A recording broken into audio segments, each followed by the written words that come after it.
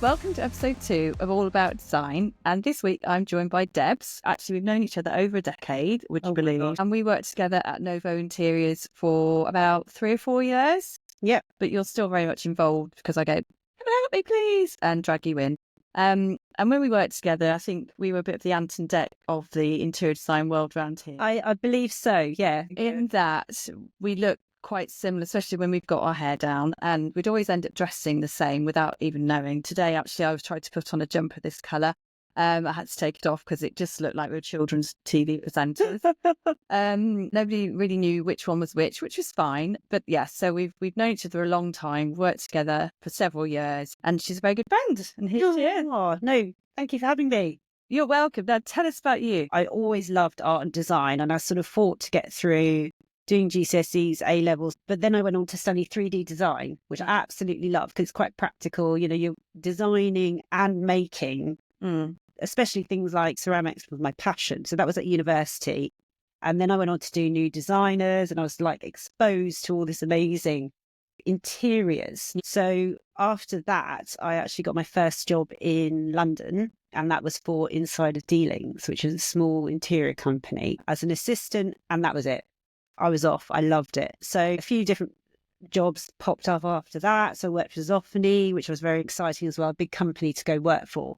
And then obviously fell in love and decided to emigrate to Australia. I was going to say fell in love with design, but no, fell in love with somebody. Exactly.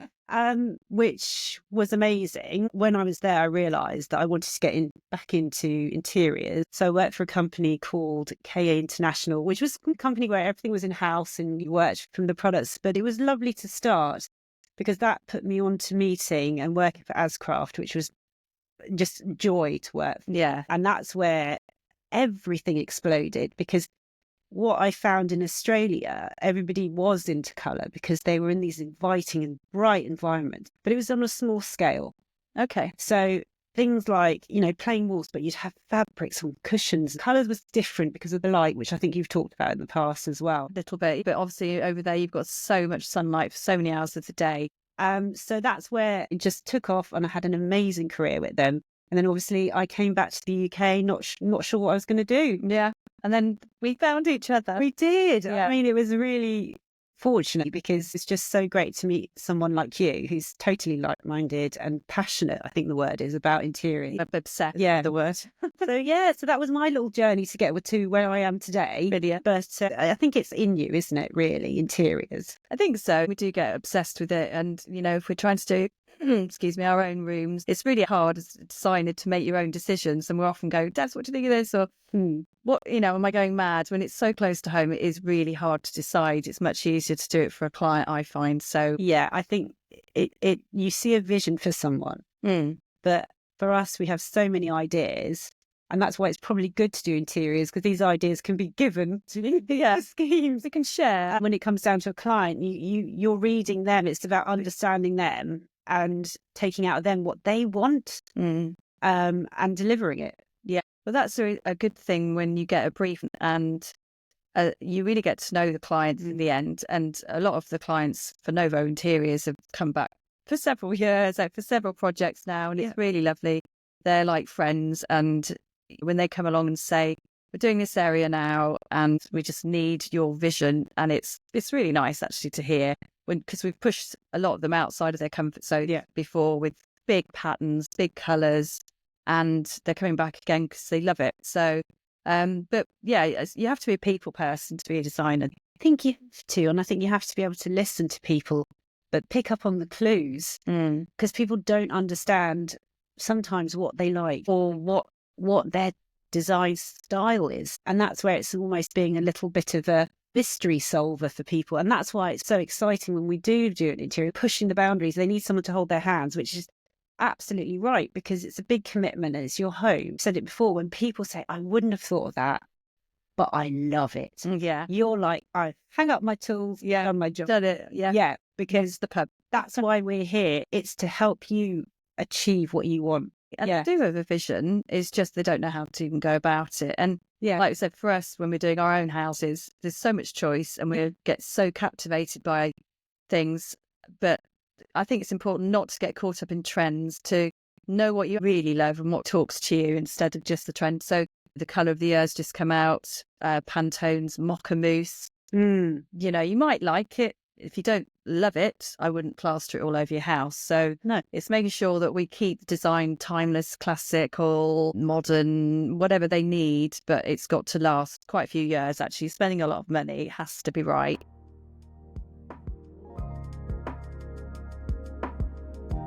But moving away from that, if you just want to do a little thing for the new year, because it's quite nice to shake it up after the Christmas decorations have gone away, what sort of things can we do just to give it a bit of a hit? Well, easiest things and probably the least costly and time intrusive are painting walls.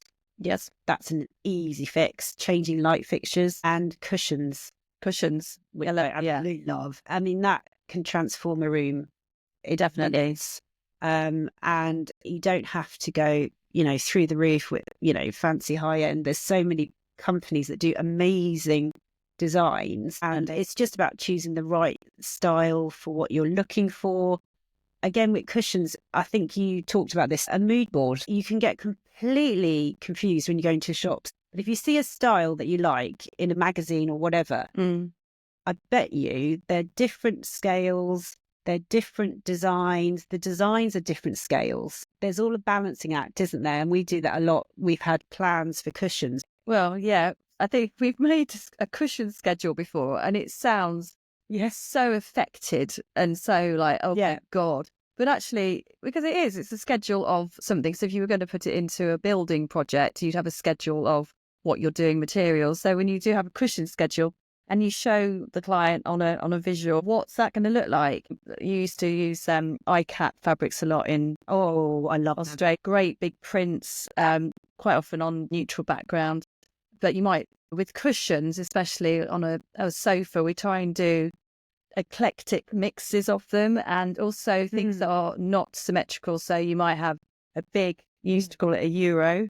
Yeah, I don't know what the English term would be, but I still call it Euro. Yeah. I'm stuck with that. The big one at the back, which usually could be a bit of a plain one, could have a trim piping, and then in front of that is a gorgeous patterned one, and that could be a square in front of a bigger square, and then you could have a lumbar cushion, which is 50 centimetres by 35 centimetres sort of thing in front of that. So you're just building up a bit of an interesting story. But people like Dunelm, John Lewis, The Range, have a look online.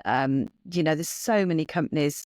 Labrador do a lovely selection as well. And you know how you're talking about Pantone colours and all that kind of malarkey. Fashion, obviously we talked about that, how fashion and interiors go together. And people like H&M, Zara Home, they all have really good products. So cushions is a thing to consider in that area as well. It's definitely filtered down from what they're doing with the fashion side of things. I think you're right. You know, different sizes, different scales makes it more interesting than everything the same. And also consider like what you fill them with. So if you buy a sort of more affordable cover, you can pop on, you know, Amazon or anywhere and just get a feather fill, and it would elevate the cushion. Oh, and a top tip, sorry, jumping in on that one, because it's nothing worse than a flat cushion that needs plumping all the time. Yeah. So you get an interior pad, whether it's feather or foam, but feather's best if you haven't got any allergies, that is a bit bigger than the cushion itself, because then it will be a nice fat cushion that doesn't need constant attention and looks like a bit of a limp lettuce sat on your sofa. Would you say if you had a 50 by 50, you'd go 60 by 60? I think that's about like that, isn't it? It's 10 centimetres more, because they do, especially if it's feather, it will crush down after a bit of wear and tear. Exactly. But that makes it look expensive as well, straight off the get-go, when you've got a plump cushion as opposed to something that looks a bit like it's 5 years into its journey already.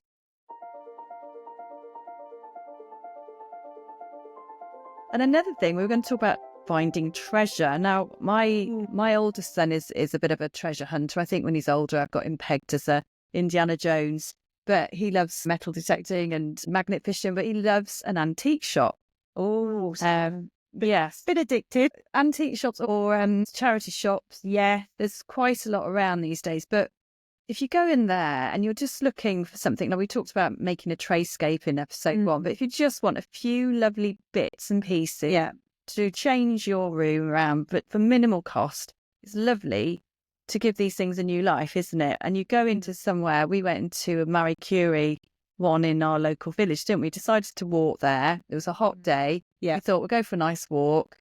2 miles later, go into the shop and find the most beautiful crystal. And obviously no bags or anything to get it home, but it was like, I can't not go home with this. So I think I came home with 2 vases and you came home with... I came with what I call a kind of trifle bowl. Oh, yes, that was... And a fruit bowl that it's just like an ochre one. Do you remember? We were looking at it thinking, this is very similar.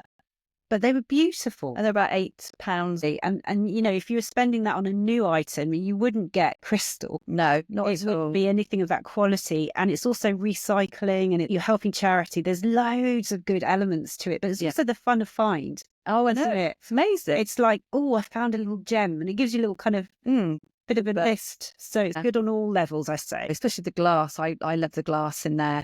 You can find some beautiful things, no money at all. And the china, the tea services. It's not something I would use a whole tea service, but you could have a couple of lovely little teacups in your kitchen or on the shelf. It just makes a little bit of a difference. And that's the thing with interior design. It just, if you walk into your kitchen or your lounge and you've got something lovely there, it's going to make you smile. It will make you feel good. But you've moved on a little bit more from just charity shops. You've got a bit of obsession going on. It was a slow trickle, but now it's a tidal wave. It's an Amazon river. It's just, so we're very much into trying to buy everything for our home, which we've been working on for a good few years, like everybody else is.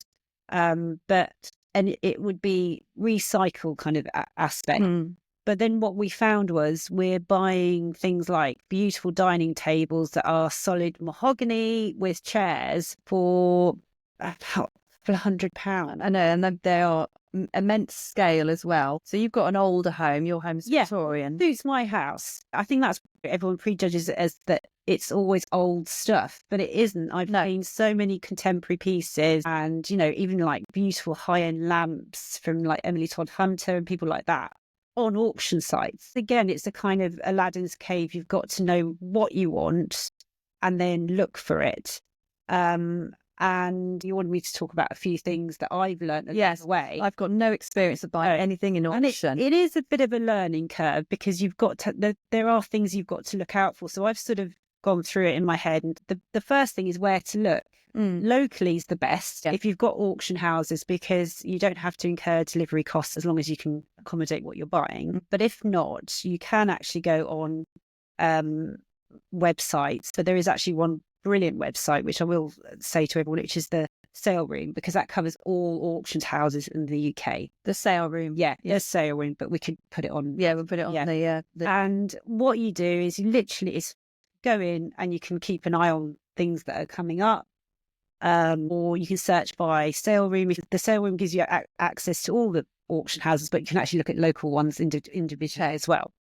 And there's also easylive.com, which will filter the area for you. Okay. Which is good because the other one it's everywhere. But it is a case of looking for what you want and actually sticking to a budget as well, because you can get easily carried away, but you can put in a bid. It's a bit like trying to gamble. It is. Put an all bid. When it goes live, you either you can put in a capped bid and walk away, which is quite clever, because then if you get it for that price, you're happy. And the other thing to consider is if you think, okay, the hammer's fallen to X, you've got to add 20 to 30%. Okay. The auction fees. So you have, that's your cost as well. You've got to bear that in mind, definitely. So think about that. It's still obviously worth doing because we've got so many pieces that are unique, beautiful, made well, but we haven't had to pay through the roof for them. And it's exciting. But also, you know, with that, you've got to double check that it's going to fit in your home. Yes, and you get it through the door. Because once you bought it, that's it. Yeah. And things like condition reports, don't just rely on what's online. You can actually email the auction houses directly and they can send you more images. They can send you more. Shorthand, obviously. Yes, if you can't go to see it. The top tip is go to see it, because then you can open drawers, you can look at things like that. So they will send you more information if you ask them, which is really, really, really helpful. I'd always get condition report, because you don't know at the back, it could be broken or there could be some sort of issue. But I think it's a case of get out there and do it. They do lamps, everything. And even like high-end hotels, when they're refurbing, they auction everything off. So there were like Porta Romana lamps, did you say, recently? Amazing. Absolutely. And if you think of hotels, and you know this from your experience, they don't put in rubbish furniture and fittings. Everything's usually high end. And this has been happening a lot. I've seen it happen a lot. And you can get beautiful things for your home. But again, be wary of cost of delivery as well. So delivery, that can be 20, because you bought something from Scotland. So. I did. That was a crazy purchase, but the hammer price was low enough. Again, I think probably you paid as much to get it delivered, but overall it was fine. They're upholstered, but the thing about that is obviously you've got them back. The colour you knew would probably not work, or it might have needed a refresh. So you decided to recover them with a Warwick velvet, wasn't it? And absolutely gorgeous in a contemporary colour, not quite as bright as this, but Sprucey, sprucey sort of colour. Yeah, and it worked. That's a game changer again. So don't not look at it because it's got an old floral pattern that might not go in your home. Just have a little think, because you can even do some of those sort of things yourself with the glue gun and a staple gun. I'm not suggesting you do if it's at all complicated, get an upholsterer to do that. But there's loads you can look at. I mean, like you were talking about cutlery sets, silverware, quality items. Like we got one for 10 quid, and you couldn't buy off the shelf cheap cutlery for that. And it's just almost rude not to. It's like, this is so good. And frames, you don't necessarily like the picture, but the frame is lovely. Again, they do bundles of frames. You can just get these, but they just add that unique edge. And, sometimes you're looking for something, you can't find it. Have a look online at these auctions. There's always things coming up. But just, stick to your budget. Consider that you've got auction fees on top, and think about delivery. Now, if you are going, like me, crazy cat, to Scotland, you need to make sure the budget is there. And like when we worked it out, it was still cheaper than an IKEA table. So it's like, when you're just like, that's mad. Yeah. But if you are buying, say, a big item and you've got to have it shipped, have a look and just see if there's anything else that would be of interest to you, because then it makes that overall delivery cost come down. So, if you are thinking of frames, just have written down what you're looking for. And if you can get it all in one auction house, it makes the cost. So you put that in the van with the other stuff as well. Yeah. It's almost paid for itself. Yes, we've done that a few times where we've had multiple items. So was that the box I saw that had so many different things in? There was stacks of lovely oriental drawings, and then there were some pens in case. Sometimes this is an interesting one, because sometimes you get these boxes of bits and there might be just two things that you want in it, but you'll get everything else. So that again is quite exciting. So if you can go to the auction houses, that's the best time, because you could look through. They have like boxes of tableware. You should go and have a look. It's been exciting, but you have to keep your head on your shoulders, sizing, things like that. Check where you think it's going to go, because if it doesn't fit, it's not going to work. So being realistic is sometimes it's annoying, because you've got a vision in your head and you think, I really want that in my house, but you've got to be sure it's going to fit and also fit through the door. And something I'm going to talk about the next episode, actually, I was speaking to an architect, but talking about space planning, interior space planning as well, is something that should come first, actually. I mean, we talked about colour and beautiful things and cushions and artwork, but really, day one, job one is get yourself a floor plan, draw it out to scale, and put on it what you're thinking of having to scale. Just make sure you've got room to walk around it to start with, because no point having a beautiful dining table and chair set with sore ankles because you're constantly knocking them, and no one can actually move around anyway. So you've got to really keep your heart and your head in tune with that. But the things you've got have blown me away. I mean, I've just never seen anything like it. It is about making the right choices as well. That's the same in all interior design, isn't it? And if you know what colours you're looking at, like Sue's talked about, having your colour palette, having your layout, having your scale, then you're halfway there. And then it is just literally the materials and things coming together. But there's one thing I forgot to say, and it is important, is when you're looking at artwork, look out for foxing, which is a kind of mould. It's like a little dark brown spot, because if that's in there, that is a mould. And it's hard to get rid of. Okay. So avoid it.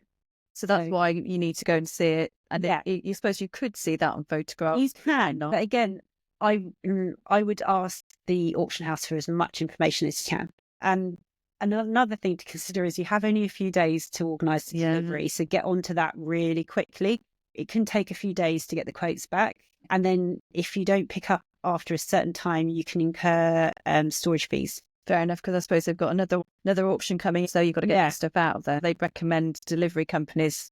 Yeah, they put it out to tender, basically. Joe Bloggs might be up in Newcastle and go, brilliant, I'll pick up that job as well. I'm with you. So you get it out there quickly, because to be really lucky, and the cost comes down because they're there anyhow. You just have to be a bit like, right, I've won the auction, get online now. This is what I need picked up. It's quite exciting, isn't it? Oh, it's a thrill. Addictive. This is the problem, But isn't it? in a good way. I think it's a good addiction because it is exciting. And sometimes I look at the pieces and I'm like, what's the history? Oh, yeah. What life have they had? Yeah, already? like that piece we have in the hallway. Yeah. And there's a little plaque on it and it's someone who was presented it. Yeah. Someone else's history, but now I'm kind of... You're the custodian of it. Yeah. This bit of lifetime. And then it'll go to someone. We joke about, I've got a leather chair that she calls it the heirloom. And I'm like, oh, my children will love this when I'm gone. And Debs says, oh, I'm not sure about that. But, having something you can hopefully pass on be lovely. Yeah, most likely. I'll be putting it back in the auction, but that's fine as well, But if it's loved by you for 15, 20 years, that would be amazing. And it is like the environmental side of things. It's a really good idea. But I think people are becoming more aware of auctions, of charity shops, of alternative ways to buy. It's exciting because these things could be from like the 1960s, 1920s. They won't be produced today. So they're unique. Well, also the quality is there, the craftsmanship. Obviously, this day and age, you can go and get extremely expensive armchairs, sofas made for you. Absolutely nothing wrong with that at all. But if you fall in love with a piece that's been beautifully made and you can get them repurposed, you can get them renovated. So you bought something, the cushioning, the springs are gone, but you can easily change the upholstery. You've still got the essence of the thing there that's not going to be thrown away into a tip. Yeah, which is so sad. You see these things, but because no one's got space for them, I suppose that's where people send them. Equally, there's things there that are smaller scale, more contemporary, and will fit in lovely, every size of home and every style. And I think that's what surprised me, because I misread it as auctions old. Yes. No. Auctions is everything and it's exciting. I guarantee once you get in there, you'll be like a kid in a candy shop. Good point. Not everything in an auction house is old. A lot of things are of different periods of furniture. You can have an eclectic collection of things. We were talking about DNA of a scheme. You might find a beautiful table that becomes your DNA of your whole room. And actually things I've done when I lived in London, everyone used to put things out on the pavement, slightly different, not on a tangent here, but it's not an auction. But I got my table for my lounge. It was somebody's old kitchen table, sawed the legs off and mosaiced the top. I painted it and mosaiced it. Wasn't an antique to start with, which is why I didn't really mind what I did to it. It wasn't like, oh, I'm going to change this and spoil it. But there can be a lot of things you find that are treasures. Just use a bit of imagination, just do a little bit to it to make it fit. And actually you get these lovely pieces, but you don't worry too much. Because it's not £5,000 worth of table that's sitting there and you're looking at everybody going, don't put your knives down. There's kind of an element, you've got this quality without the constant worry as well. Exactly. But yeah, I would say go for it. It's an amazing, ever-changing environment. I think that's why it's so exciting, because you never know what you're going to see. But beware, you might lose hours of your time looking at these. Yeah, you get a feel for what's the right price, but I always Google Lens, because I've seen pieces that are contemporary and still available in stores. Can you just explain what Google Lens is? Google Lens is on Google. Literally, you upload your picture and then it searches for any retailers selling that item. So it's good for everything if you're ever checking prices in charity shops or anything like that. So it gives you an idea if it's on eBay, if it's current, if it's sold in shops. So it's just from the image. So just take an image and then you pop on and it shows you. But for example, I saw these beautiful tables and they were, cut metal. And they look quite contemporary. And I thought, interesting. So Google Lens, they're still sold. And the price they were going for was very similar to the price they're sold in the shop. So they were trying to sell on an auction house, but they were actually able on the high street. Yeah, that would be really frustrating if you spent £200 on a table that you could have just gone to get delivered from John Lewis. So, it's like anything, just be aware. Definitely. But definitely do it and have some fun. Yeah, brilliant. That's really interesting stuff. So let's talk, because we are February now. Yeah. It's still a bit horrible outside, but the link between your interior design and the garden, so your exterior design. Yeah. And I don't want to go outside and do any gardening anyway at the moment, but starting to think ahead, because suddenly it'll be a nice sunny day and you'll be looking outside thinking, oh, I wish I'd done a bit more. I'm thinking about, how you can create even a small area in the garden, not tackle the whole thing. It's too much this time of year to do, but maybe just make a lovely little patio area look nice again with a couple of planters with some bulbs in that just every day you think, oh, let's come on a little bit more. It's quite nice. Yeah. Maybe a little bit of lighting out there. Thinking about vistas in gardens. So when you look out of your windows, what you see is a nice vista. I do love sculpture in gardens, and David Harbour sundials. When I was doing my interior design days in London, we were able to specify some of these amazing sculptures, and it's scale again in a garden as well as inside. And we'd have some of these beautiful sculptures in the gardens or in the big public areas or an interior courtyard. So for your own home, it's thinking about what are you going to see when you look out of that window, and maybe even installing some lighting around the garden to get electrics put in properly. Obviously, don't mess around with electrics, don't mess around with anything like that. You get a certified electrician to come and do that for you. But then at night, when you turn the lights on, instead of a dark window where you're reflected because you can't see out, suddenly you've got another room out there. But just thinking ahead for the summer, and spring is around the corner. It's a really nice thing. You get some flowers ready to go outside on a little patio area, and that will be somewhere nice just to take a coffee and go and listen to us nattering on. But also with the lighting, if you can't get electrics outside, there are solar, and the solar's getting better because it wasn't that strong, but you can pop them up with the festoon lighting, things like that. Lanterns, you can hang them on little pegs if you want lower lighting, depending on what your view is like out the window. Again, try not to obstruct the view. That was one of my bugbears. If you have lovely patio doors and you stick a massive dining set, you can't really see, can you, beyond? No. You can move that. I think that's one of the keys. If it can be moved to the side, have maybe low seating rather than the table that takes up the whole view. And you know what, like you said, at night time, then that's so inviting to look out over. We love birds in our garden. That's another thing to bring. Love it. And I mean, that's just simple. Put some food out for them and water, and it's just magical and tranquil. And I think we all need that sometimes, don't we? Yeah. So, well, I was at your house the other day and there was a woodpecker wandering around. Oh, there. Having a nice life. Yeah, it was. And there's lots of blue tits in the tree. I mean, there's robins. Oh, it's beautiful. You're really good at that. I must get better, actually. I put my seed ball out and then forget that it's been eaten by the squirrel. Coming back to the interior side of things, there's so many acrylic products now in the way of fabrics and rugs that can be left out. Obviously, wait a bit because the weather's still a bit rubbish out there. But those acrylic cushions and just elevate the softness outside, and that's inviting, isn't it? Pulls you outside. Yeah. It's more used than the hard surfaces of a table sitting there with its sprawly, blocking the whole view. That won't work for everyone, but it's just, think of your sight line. It's just, what am I looking at? We look out so much. How can I make it more interesting? How can I make it more inviting? Lighting, birds, soft touches, which don't have to cost the earth. No, and again, things in charity shops you'll probably find, really nice old urns, and you go and find, they're stunning, aren't they? These things, chimney pots you can use as planters. Lots of lovely wrought iron, I don't know, even room divide things that you can put in the garden. It becomes something that holds the plants up.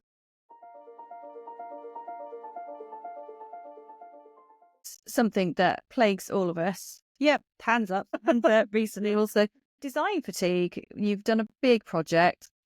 Could be a small project, but you get to those last end decisions about the artwork, the accessories, and maybe even lighting. And it doesn't happen for ages, or the room is blank. And do you know what? I just feel it's so sad because you spent all that time and money and effort, and then you say, I've got no budget left for the end bit. And that's the bit that makes it look beautiful. Yeah. So we always talk about, what do we say? Yeah, it's like leaving your hair wet, going out in your dress without your earrings and your makeup on. It's that feeling of you just nearly there, just to finish off.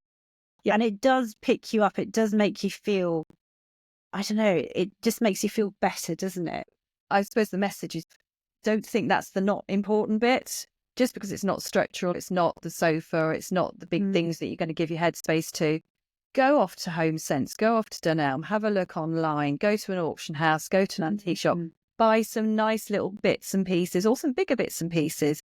Just have a few things there that you can think, right, that's going in that space and that's going to finish it off. And you will then feel like doing the whole project was worth it. Whereas I think a lot of the time people are like, no, actually, that's another reason they get us in. I've done this space here and I just don't like it. And it's because all it needs is a few finishing touches. Quite often I'll put in 3 mirrors, identical shape, 3 hexagons or, 3 squares on a large wall that you don't necessarily want to cover it with artwork perhaps, but you need a bit of reflection going on in there. That's all it takes to make that space beautiful again, instead of, rip it all out and do something else. No, you're 95% there. Keep going. Don't let design fatigue stop and spoil it for you. And also, I'm sure everyone's the same as me. There's artworks, there's bits and bobs. Take them out and reconsider. Have a look at them in the new interior because they might work. But it's a case of what have you already got that maybe isn't working in the space it's already in. And maybe you can reconsider it in your new interior. But the biggest thing is just bringing the colour and the pattern and the design up the walls. It's finishing it that makes the joy. And I understand a lot of budget goes and there's nothing left, but it doesn't have to be pricey. There's so many options out there that you can still achieve absolute excellence without the dollar signs. Or, you might think, I really want that particular thing. Go for it, because if it gives you pleasure every time you walk into that room and you love it, that's what it's all about. But it doesn't always have to cost lots of money. I think that's our message as well.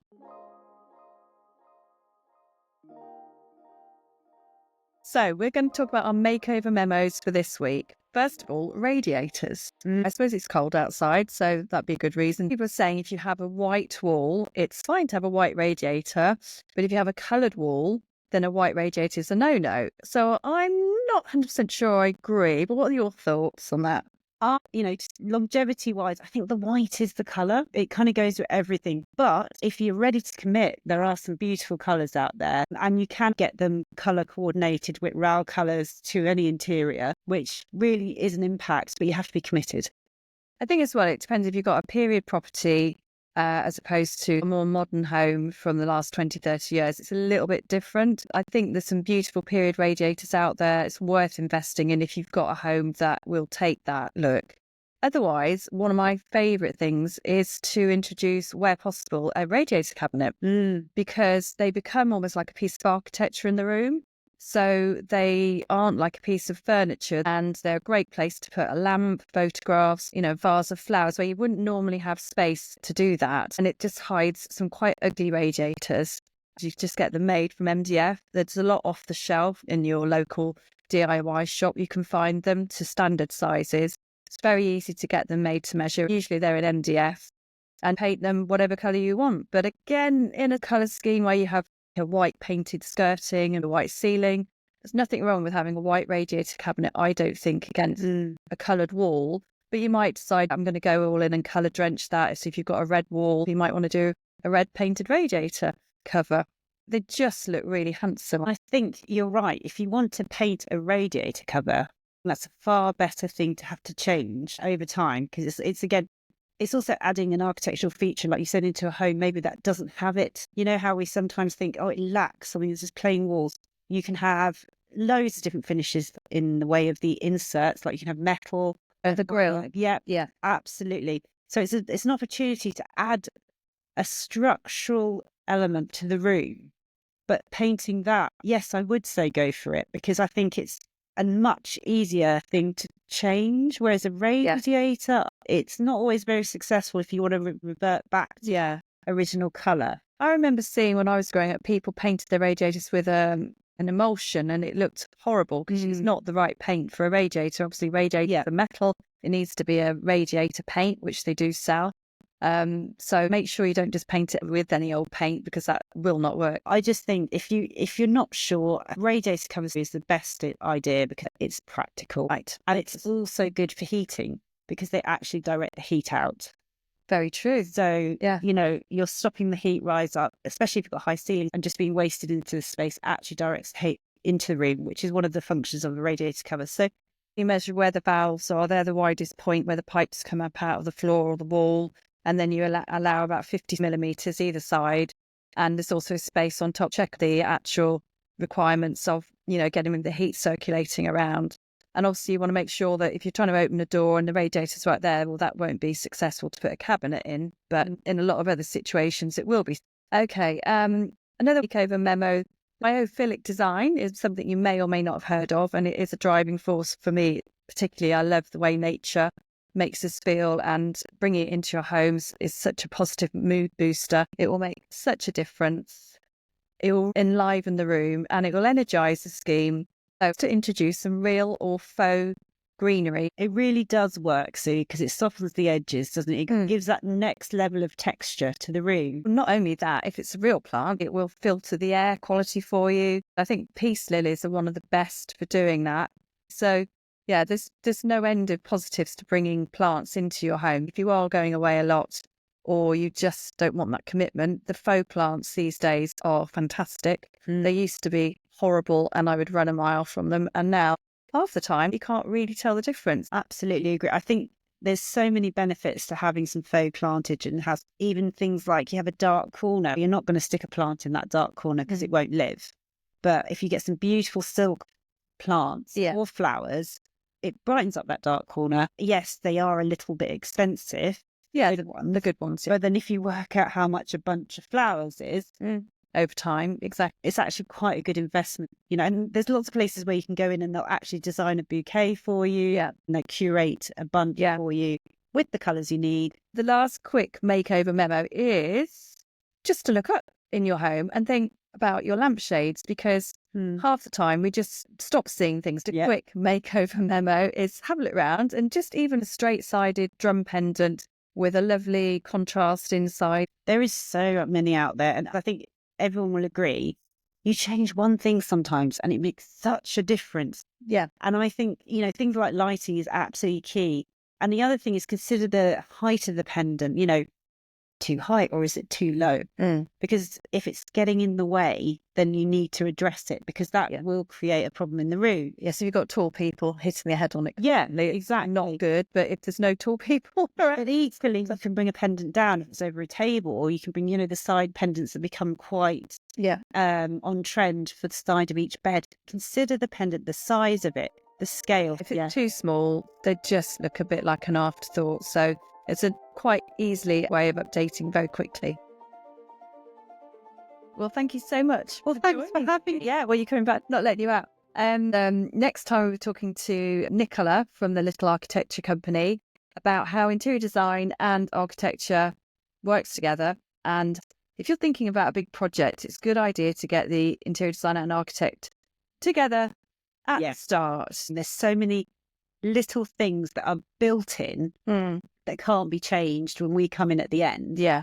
But can be considered. Absolutely. At an early stage. That would be really interesting to talk to her about that. And I think it'd be interesting to think about how things have changed post-COVID. A lot of people suddenly realised how valuable their homes were and how important they were for their well-being and their mental health.